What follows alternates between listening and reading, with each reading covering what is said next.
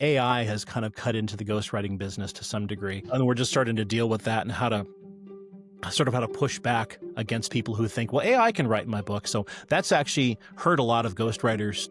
I actually know quite a few people who got excited and they did self-publish and they didn't realize, okay, now what? How do I sell this? Right. They only focused on the product, but they have no idea how to get it. If you're after the big publishers, you have to have at least one of three things and maybe two.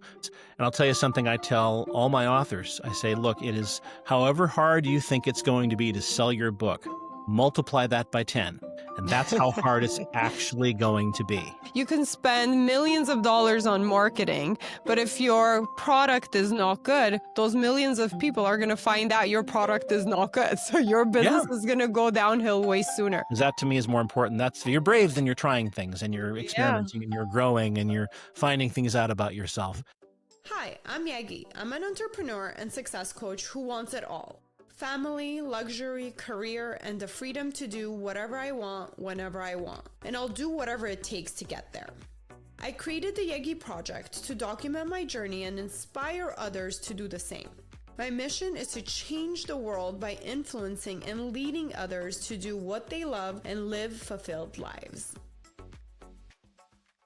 Hello, hello, hello. Welcome back to the Yegi Project. Today's guest is Tim Vandehey, who is a New York Times best-selling author and ghostwriter who's worked on more than 70 books and won multiple awards and worked with major houses like HarperCollins, Penguin, MIT Press, to just name a few.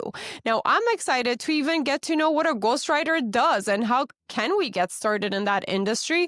And as an entrepreneur, how can I benefit from maybe even publishing a book? So let's pick his brain and get to know a little bit more about publishing, ghostwriting, and we have a fun surprise also that he will be releasing. So let's talk about that. So Tim, before we get into more detailed questions to get to know you and what do you do, in your own words, can you introduce yourself and tell us who are you and what do you do? Sure. Well, first of all, it's a pleasure to be here. Thanks for the invitation. I have been a professional writer for more than 35 years. I've been a ghostwriter for about 25 years.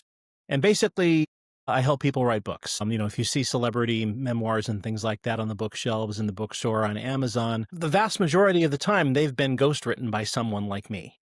Wow. Honestly, that's nice to even just hear. For the average person who doesn't know much about books, we may think that 100% of the work is done by the author or the person written on the front cover of the page. So it's kind of eye-opening to even know that ghostwriting exists. Yeah, there's a whole kind of hidden economy in the New York publishing world of ghostwriters who work with celebrities, athletes, CEOs, influencers, basically anybody who has the platform to be able to sell a book, but doesn't have the writing ability. Wow. Or probably doesn't have the time either. I mean, if you're someone super busy, you don't have the time to write a book, even if you had the ability and the skills to write it. So someone like me comes in working with an agent or working with a big publisher and helps them over maybe a year or so write that book. Wow. Okay. So where do you come in within, as in the storyline, the ideas? Are you more like a coach or do you physically write the book based on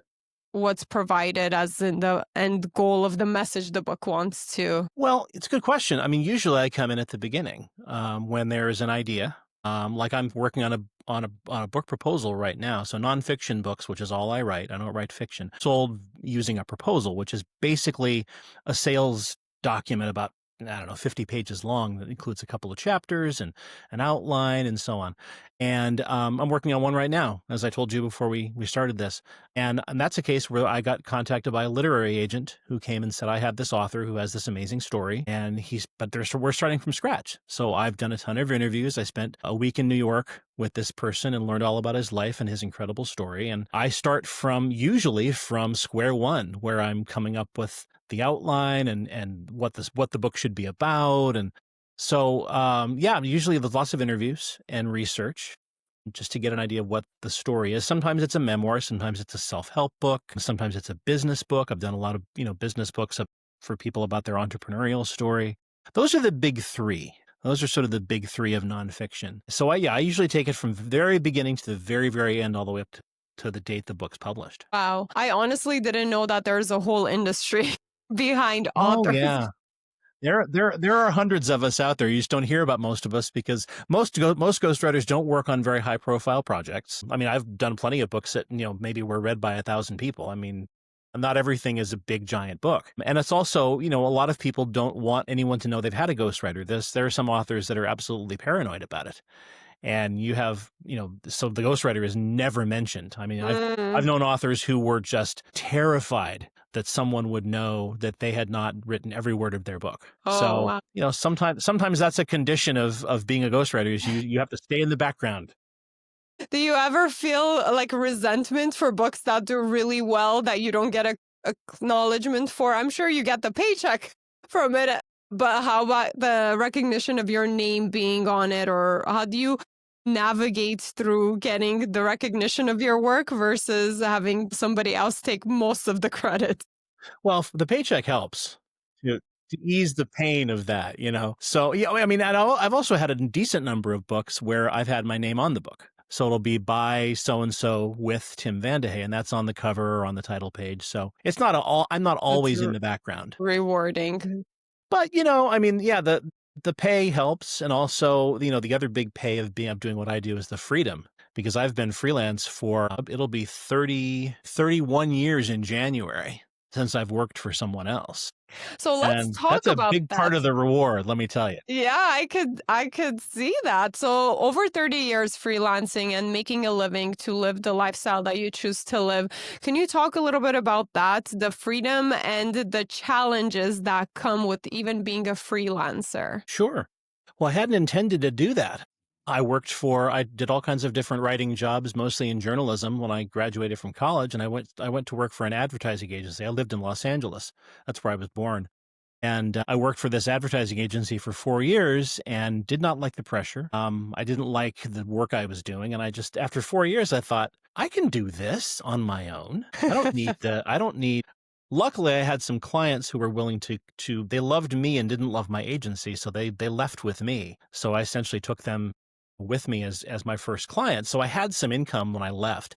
But yeah, I mean, beginning of 1995, moved down to Laguna Beach, California with my best friend, moved into a duplex right across the road from the Pacific Ocean and started working for myself. It was a pretty sweet deal. But I didn't start writing books until then. At that point, I didn't start writing books full time really until about 2004 probably. I'd written a couple of books, but I didn't leave all my other writing work behind until about 2004 when I started getting really, really, I got my first agent then and I got really busy. But yeah, and I never really had a lot of anxiety about freelancing. I actually enjoyed the hunt, of finding work. So it fits your personality does it Yeah, push you? Yeah, it probably pushed you from the beginning to just it keep did. hunting and doing your own thing. And I've had a couple of dry spells during my ghostwriting career, a couple of times, including the first part of this year. AI has kind of cut into the ghostwriting business to some degree, and we're just starting to deal with that and how to push back against people who think, well, AI can write my book. So that's actually hurt a lot of ghostwriters who aren't as experienced as I am, because people at the lower end of the spectrum who only want to, they figure I can get a book written for $5,000 by AI, and they don't realize that they're not getting something that's very good. And a lot of people And don't know. original. I mean, I just can't see how AI can be original. At Well, least not yet. and what a lot of people don't know, and maybe a lot of your listeners don't know this, I didn't know it until 6 months ago. Copy written by AI can't be copyrighted. So Mm, unless you have it really heavily edited by someone, if you just take a manuscript written by AI, slap a cover on it and say, here's my book, you're publishing something that you technically don't own and can never own. mm. So the ghostwriting It world gets is just, tricky. yeah, the ghosting world is just figuring out how to push back against AI. But, apart from those couple of periods when things went really dry for no reason I've been able to figure out, really, maybe AI, maybe not. It's been a pretty consistently great ride for 30 years. I mean, I've been able to raise my daughters and travel and work with all kinds of great people. And I'm a singer in my other life, so perform.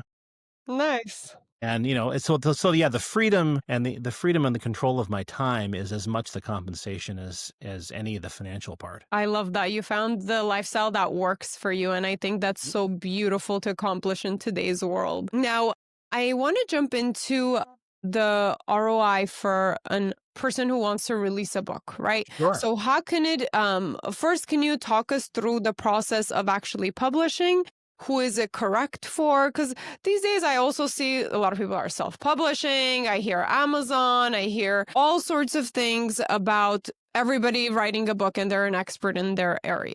Right. Or it's more common than ever before. Can you talk a little bit about your experience on an actual book that could be published with a major house versus self-publishing on Amazon, and what those different avenues look like, as in cost and effort and quality? Sure. Well, the first thing I think that people have to know is that it is much harder to get a traditional book deal than a lot of folks think it is, especially if you want to get one from the big five. So the big five are, the big five publishers, which is Penguin Random House, HarperCollins, Macmillan, Hachette, and Simon and Schuster. So, and there are other big ones as well, but those are sort of the marquee names. There are some other large ones as well, but those are the stars. Trying to get a deal. I run into a lot of authors who they come to me, or they put out a call for ghostwriters, insisting the only way I'll do this is if I can get a book deal. And what they mean by that is a big book deal. They think that their story has, and so. What does that mean? A big book deal? What does that mean? A six-figure advance. Okay. $100,000 advance or more. But they'll usually to even work on the book, to even get. Yeah, well, they would rather not have to pay out of pocket the cost of publishing and the cost of paying someone like me to do their book. They would like to get an advance from a publisher, and which covers the cost, and that's a great idea if they have the ability to do that. So there are really three things that determine whether an author has the ability to get a traditional book deal. And it becomes a little bit easier if you're aiming for little publishers, little specialty presses that might put out 7 or 8 books a year or 10 books a year. That's not going to be as high a bar to clear, generally speaking. If you're after the big publishers, you have to have at least one of three things, and maybe two. First of all, you have to have an idea that is unique. If you want to publish a business book, okay, it had better be a business book idea that hasn't been done 1,000 times already, which it's really hard to do that. It gets more challenging, yeah. It's very hard because I won't say every, but plenty of CEOs, founders, entrepreneurs who've started and sold successful businesses multiple times, serial entrepreneurs, they all think they have the secret sauce, and they might, but they all want to share their story. And if they don't find a way to tell their story in a unique way, there's not going to be any interest. I pitched a bunch of agents on a story about Apple a while back, how Apple built the App Store, which I think was a really interesting story. It's like that, the App Store changed the online economy. And I thought, okay, and I had the guy who helped build it and was ready to do a book. And the response I got from about half a dozen agents was, yeah, the publishing world is done with Apple stories. They're sick of Apple stories. So there was no interest in that book, and we abandoned the project. Wow. So, you would think Apple, everybody loves Apple. Yeah, it's a lot harder. It's harder than you think. So the second thing people need is a platform, which means, do you have a way to reach readers? Do you have a big social media following, a big email list, a big podcast? Do you speak before big audiences, et cetera, et cetera, et cetera? If you don't have that, it's really tough. I had an author, I'm working with him again on a different project, but I did it was a quasi memoir. It was sort of what they call a memoir plus. Memoir plus is you take your life story, but you add other things into it, like life lessons or things like that. So it's not just your story, it's your story plus some other information the reader might find useful. Business memoirs are frequently like that, where it's a memoir plus, here are my secrets of how I built my business and sold it for $1 billion. And this guy had a fascinating life. I mean, he is just a fascinating human being, has led this incredible life. And I mean, he's done everything. You name something audacious involving trekking into the desert, and the guy's done it all. And we wrote the book. He got an agent. The agent shopped it to publishers all over. And this is a heavy hitter agent too, legitimate agent, top drawer. And there was no interest. And the reason was because the author didn't have a platform. His last book had been published 40 years ago in Brazil. And the publishers were all concerned that no one would know who he was and no one would buy the book. So authors need a platform. to have any chance. The third thing they need is timing. Is the book relevant right now? Mm. If you're going to write, if you wanted to, I'll give you another example. I got plenty of examples. I got examples I all love over it. the It's place. interesting for somebody who doesn't know much about that industry, and our audience are always looking for ideas Yeah. and different things they can get into and learn about. So it's Well, very interesting. it's really important to know this because a lot of would-be authors, they get into this thinking, I'm going to get a book deal. It's just going to be easy because my story is so fascinating. And maybe it is, but that's not enough. Mm-hmm. It's important for them to be educated so they don't waste their time, so they don't get expectations that are just unrealistic. The example about timing is I was approached by a gentleman just a couple of months ago. Incredible story. He was patient zero for COVID-19, at least on the West Coast. He was the first person to be hospitalized for Okay. COVID, and he was deathly ill. He lost all of his fingers to infections. And I mean, this guy he had a 1% chance of ever leaving the hospital, and he Mm. did. And he was all over the press. He was on every TV show and every newspaper. And he said, I want to write my book, my story, and I'm only going to do it if I can get a book deal. The problem was that was 2020. Mm. And I queried a bunch of agents about it. I said, do you think there would be any interest in this story? Every one of them came back with the same thing. No one's buying Not COVID stories, anymore. and it's 5 years old. So it just wasn't timely. It was still a great I see. story, but it wasn't. Yeah, but it would be more interesting then when everybody's really fascinated what's going to happen. How did it start? Now it's Well, everybody's. plus I think there was so much, COVID was so horrible that I don't think a lot of people are ready to look back and remember it, I in see. book form.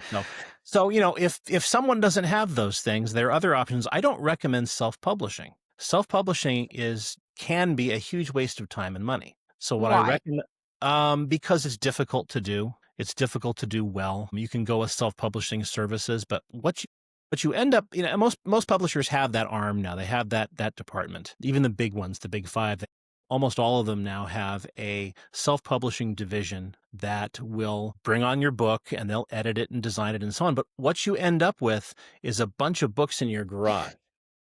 I was going to mention that I actually know quite a few people who got excited and they did self-publish and they didn't realize, okay, now what? How do I sell this? Right. They only focused on the product, but they have no idea how to get it to sell and make money off of it. Exactly. And I'll tell you something I tell all my authors. I say, look, it is however hard you think it's going to be to sell your book, multiply that by 10.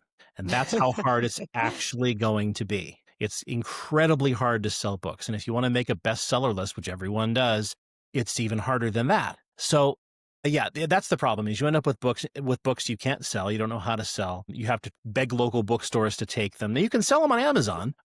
The problem with Amazon is, number one, they take a huge cut. Number two, there's 7 million books on Amazon. It's very hard to get noticed, and they don't really do any marketing for you. So the middle way, and I've done a lot of books that were published this way, is what's called hybrid publishing. Oh, So I didn't even know that's a thing. yeah, a lot of folks don't. So hybrids are publishing companies. Greenleaf Book Group is one of the bigger ones. Amplify Publishing Group is one of the bigger ones. I've been friends with the CEO of Amplify for a long time. She Writes Press is one that just works with women, and they're backed up 3 or 4 years in terms of the books they take on. Hybrids are basically, they work like traditional publishers, so that they will design your book, they'll edit your book, they'll produce your book, but they'll also do the marketing. They'll get it distributed in bookstores, they'll distribute it online, they'll get it into airports, etc.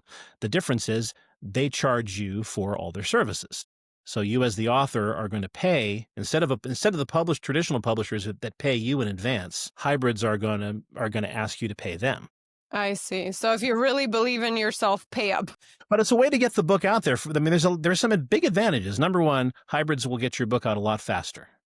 So I'm working on a book proposal right now, like I told you, for this gentleman in New York. The book proposal should be done this week. After we finish revisions, it probably is finished by the end of October. The agent then has to sell it, which probably takes a couple of months. So maybe by January, we're writing the book. By the time we finish writing the book and we go all the way around to publishing it, we're probably talking about the fall of 2027 I before see. this book hits bookshelves. So that's 2 years. right? From the idea From the to idea to a book on the bookshelves, 2 years. Now, okay. some folks do not want to wait that long, and I completely understand that. Yeah, Some in folks, today's world, it's a lot yeah, of waiting. Everybody wants things yeah, instantly. absolutely. So hybrids can get books out in half that time or less, depending on when the book gets done. I've had hybrids get books out in 6 months. Now that was unusual, but I've seen them do it. The other thing about hybrids is the author owns the rights. The author keeps all the rights, which publishers, they buy the rights forever. The big publishers do. Oh, I didn't know that. Yeah, And it's standard. they buy all your rights. So I've known people who have published through hybrid a book that nobody wanted in the traditional world because they didn't have the platform and nobody believed in the idea. They published the book through hybrid and they spend $50,000 or something to do it because it can cost that much or more. The Well, book, that's an eye opener too. You oh don't yeah. think it's such a big investment Well, there are to less. You can do it for less. There are hybrids who charge 10 or 15 grand. I don't know that the quality of the book is great though. of course, you always get what you pay for. You get what you pay for. If you want a book that looks like it came from a New York traditional publishing house, something that looks like that you can't tell them apart, you want the big hybrids. Yeah, because so they you're will, going to spend about 50K. well, ballpark, yeah. I mean, Ballpark, very ballpark. you Yeah. could spend more, you could spend less, and that's on top of the writing. By the way, that's just covering the cost of publishing. These are for the big ones. These are for the Greenleafs and the Amplifies and so on. But I've had people publish those books through hybrid. The book does incredibly well. All of a sudden, they're getting offers from traditional publishers. They're getting, $100,000, $200,000 offers from the big five. And because they own the rights to the book, they can just say, absolutely, I'll take it. And then they sign the deal. They flip the book to Simon & Schuster or HarperCollins, and all of a sudden they have their big five deal and their big advance check. So that does happen. Hybrids also pay much higher royalties. The typical royalty split for a traditional publisher is the author maxes out at 15%, which is not great. Yeah. It's typically reversed or close to reversed with hybrids where the author might get 80-85%. Well, because the author is the one who's taking the risk with the hybrid. They're Exactly. investing their money versus Yep. if it's the other way around. So that makes sense. Yeah, it's exactly right. With the traditional deal, the publisher's taking the risk because they're paying you in advance of whatever, and they're also covering all the costs of editing and design and marketing and everything else. So yeah, they're going to take more because they're taking all the risk. With the hybrid, And they're doing work. they're doing all the work. So with the hybrid, you're paying for everything. So yeah, so that's I recommend hybrid to a lot of people if they have the means to do it, and you can find hybrids where you could probably get a book published for $10,000. Now that's still not a small amount of money, but it's better than 50. For people who CEOs, professional speakers, people who have the means and really want to establish themselves as thought leaders and that, it's sort of in that area.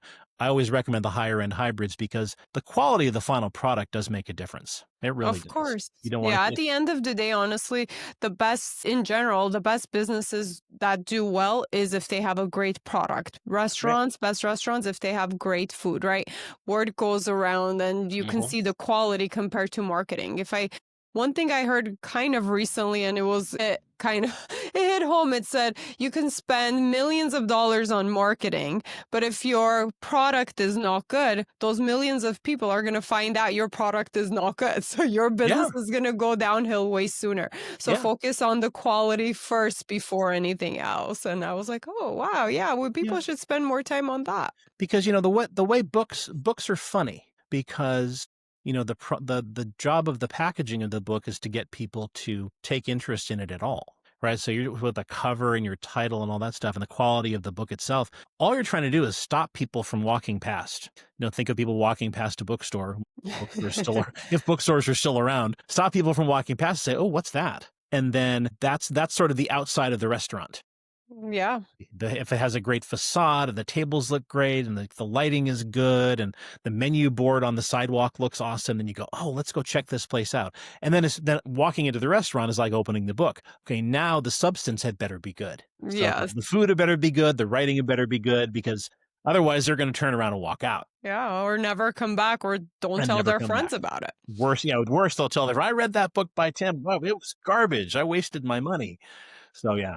Now, getting to know you a little bit better, I always love to ask if you had a magic wand, first thing that comes to mind, what's one thing that you would change in the world today? Anywhere in the world? In the world as a whole, yeah. Oh my gosh.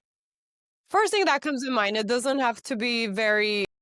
First thing that comes to mind would be the politics of this country. I mean, I would change a lot about that, having just, participated in one of the No Kings demonstrations here. I live in Kansas City, Missouri now, so that's where I did it. We won't get in too much to politics, but that's a No, good that's what enough I would, answer. if I want to drill down to that, and be more specific, I would probably regulate social media. Yeah, I love that, I honestly. would regulate it very tightly because it's a sewer of. One of the things I'm so lucky is I have two daughters, one 21 and 18, and they're hardly on social media at all. How did Which you accomplish that?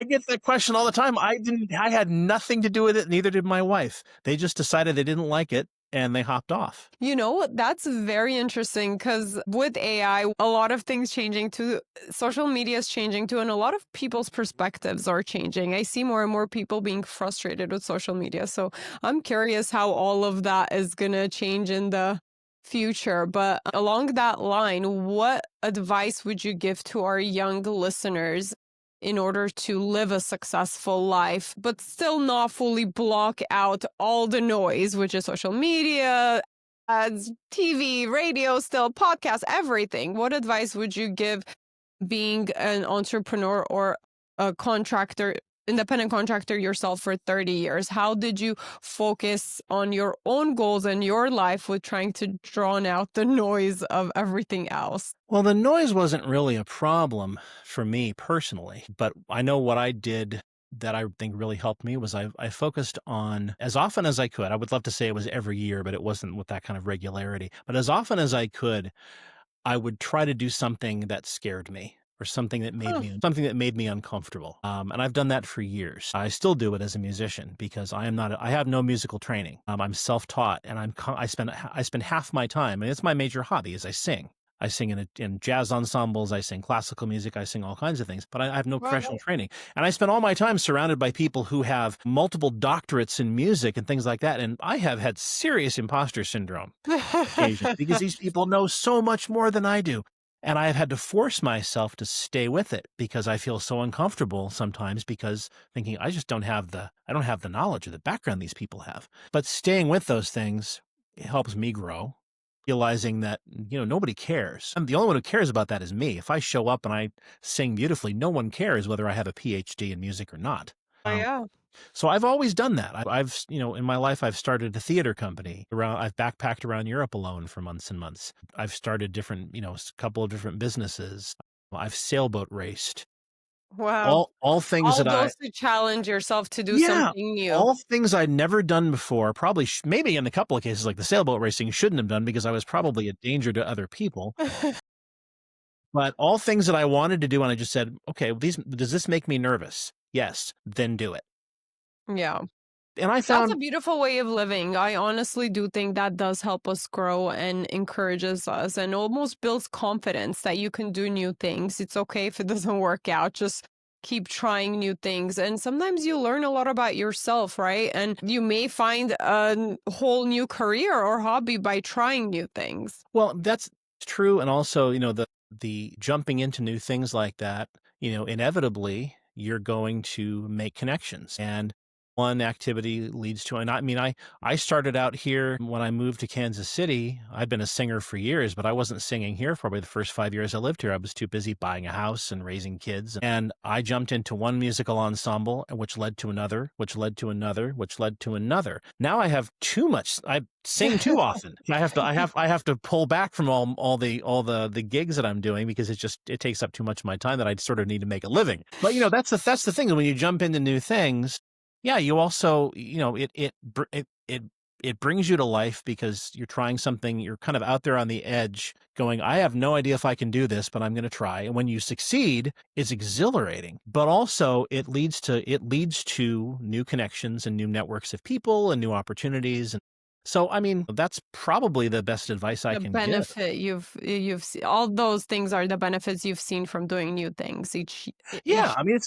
it's specifically things that make The way I like to say it is to, when I tell my daughters this, I said, do things that require bravery. That's the way I like to put it, because Yeah. I always get asked, what would you, if you could, I was asked, I did a survey a while back, and they said that if you could use one word to describe how you would like your children to be when they grow up, what would it be? And I said, brave. Because that to me is more important. That's, you're brave, then you're trying things and you're Yeah. experimenting and you're growing and you're finding things out about yourself. And you can get through anything. I mean, going freelance was brave, I suppose, but it didn't seem like it at the time. I was like, I want to move down to the beach with my best friend and, smoke a lot of weed. So that was really my motivation at that point.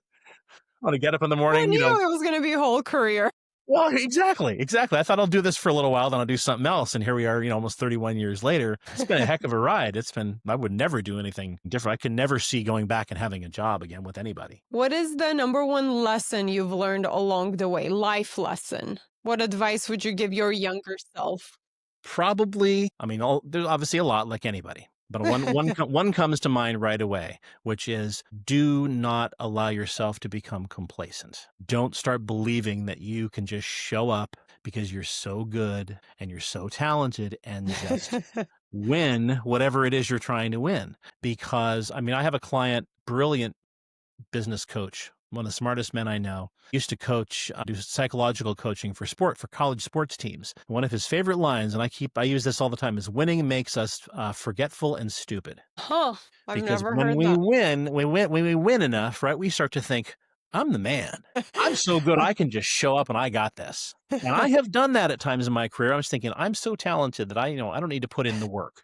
Yeah, And every time I'm guilty of that as well, and I've dropped the ball quite a few times. Anytime I've got too comfortable. Yeah, and every time I have done that, it has bitten me hard. I've lost projects because of it. I've lost clients because if you get complacent and you start believing that you're the smartest person in the room, and you have to put in the work. You have to try to keep yourself humble. Because things do grow and evolve. If you just think you're the best and you just stay at the same place, other people around you and other things are going to change and grow. Well, and it's so easy and you get lazy. And honestly, AI is one of the worst things for writers, not just because of the competition, but because it makes writers lazy. Yes. Really I'm worried for my children with AI. They don't have to think at all. Mine don't use it. I've lectured them about it. I use it. I'll use it for research. Although, excuse me, you have to be careful because it makes mistakes and it makes things up. Yeah. In fact, the author I'm working on right now, the book proposal I'm working on this week, I looked him up for something. It wasn't related to his birth date because I knew his birth date, but I looked him up for something, and something in the news, a news item, I think, and in what ChatGPT gave me back, it got his birth date wrong, his birth year wrong. Come on. Yeah. Pretty basic stuff. I think AI, AI is a symptom of the disease, right? The disease is being lazy and complacent. Don't get that way. That's why that's part of that whole try things that scare you, because that's a really great way to remind yourself, oh, I'm a novice at I might be really good at one thing. I'm a novice at everything else. And I need to remember that, I'm a white belt. I might be a black belt at what I do, but I'm a white belt at everything else, and I have a lot to learn. I love that. Honestly, I think that's, for me personally, I like to do new things because it reminds me to just be excited about life, that there's so many more things that we can experience and not just get dragged on and have the same day-to-day life. But anyways, I want to jump into something exciting that you have coming out for our audience. So you do have a book release in January, I believe. Can you tell us what is the title of the book? What is it about? And who is the right person to pick up this book today or when it's officially out? Yes, it is I still think this is the best thing I've ever done in my ghostwriting career. So it's a ghostwritten book, but my name will be on it. The book comes out January 27th. It's a Penguin Random House book from Penguin Random House. Major publishing house. It's a major release. It's from an imprint, which is the brands that are kind of under the Penguin Random House umbrella. Yeah, it's from an imprint called Tiny Reparations, which was started by Phoebe Robinson, who's a comedian. But the book is called I Identify as Blind, and it's by a woman who's a blind Black musician named Lachi, Lachi. She goes by the one name, and it's all about disability. But this is a book about This is like no other disability book I've ever worked on or read. It is a celebration of disability identity, disability pride. It is sexy. It is funny. It is challenging. It's going to kick some ass. Wow, yeah, I could see that. It's a really hot book. I want to pick it up now just to get in the head of somebody who's so positive with a disability. It's just so beautiful to even hear that. Yeah, she's an extraordinary lady. She's a brilliant musician. She also runs she was the founder of an organization called Ramped, which is recording artists and professional musicians with disabilities, if I remember right. Something like recording artists and music professionals with disabilities. That's so Ramped, RAMPD. Watch that one. So sorry. But yeah, so I mean that is probably the best thing I've ever done. I'm hoping it's going to be a big bestseller. Can you give us a little tease? What's your favorite mini story in the book? Well, there's two pieces of the book that I think are really, I mean, the whole book I think is fascinating, partially because Lachi is brilliant and fascinating. Well, one of the opening stories was her waking up. She was born with some vision and then woke up one morning living up in Harlem and could not see at all. And she had to find her way from her apartment down to, which is at 90-something Street. I forget the exact address, all the way down to 14th Street, blind for the first time in her life, unable to see anything, to get to her doctor. Wow. Navigating the streets of Manhattan, blind. Yeah, not fun. I mean, we managed to make it funny because she's just this unstoppable force with this incredible sense of humor. But when I first heard that story, she told me that story, I thought, well, that's the start of your book, clearly. And the other piece that really stands out is a chapter that we went back and forth on whether to include this or not, but we decided to include it because it's going to be controversial. And it's called Big Trauma. Big Trauma is about the entire cottage industry of charities and organizations that make money off of amplifying people's trauma. I see. And so, there's a lot of that out there. There's everything from, all kinds of different charity groups and things like that sometimes do good work. Not known. Sometimes do good work, but sometimes they're exploiting people's trauma for all kinds of ends, just to, they're exploiting people's guilt as well. Very sad. You can buy away your guilt just with a credit card number and your expiration date. So we have a chapter that goes deep into big trauma. So I love that. That's very interesting. It's an intense book, and I think it's going to shake a lot of things up, especially now. Yeah, it sounds like it's going to take you on a roller coaster of emotions. We'll see. I mean, given what's happening right now in this country, a book that is the essence of intersectionality and DEI. You're talking about a Black, blind, queer woman who was a child of immigrants. I mean, she pushes just about every diversity button, and she ain't shy about it either.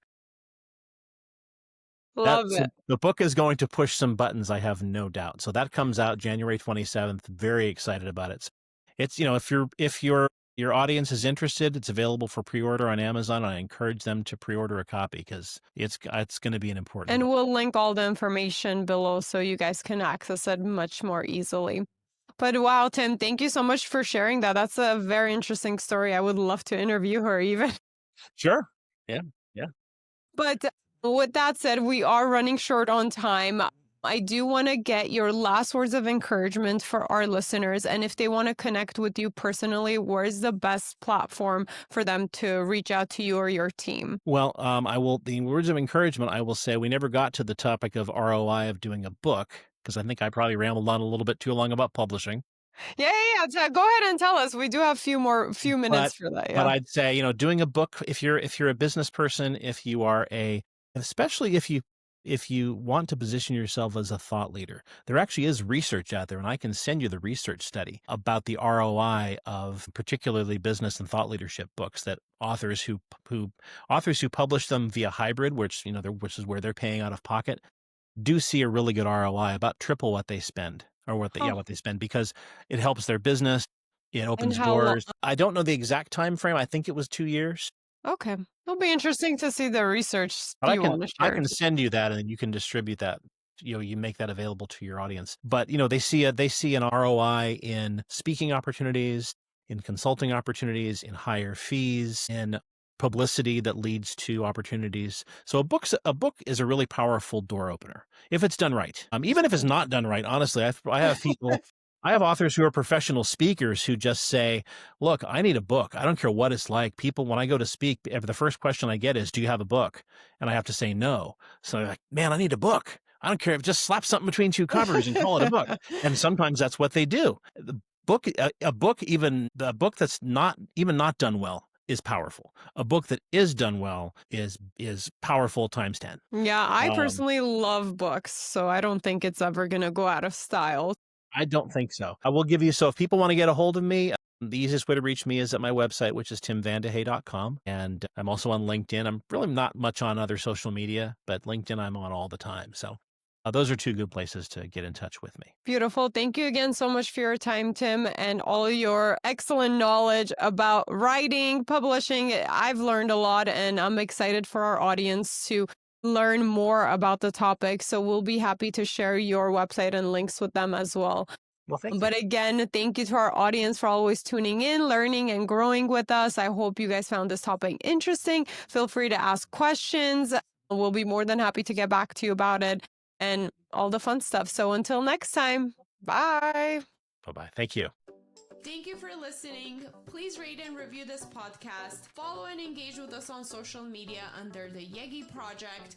And if you're interested in being a guest, email info@theyegiproject.com. And don't forget to subscribe so you don't miss out on any future episodes.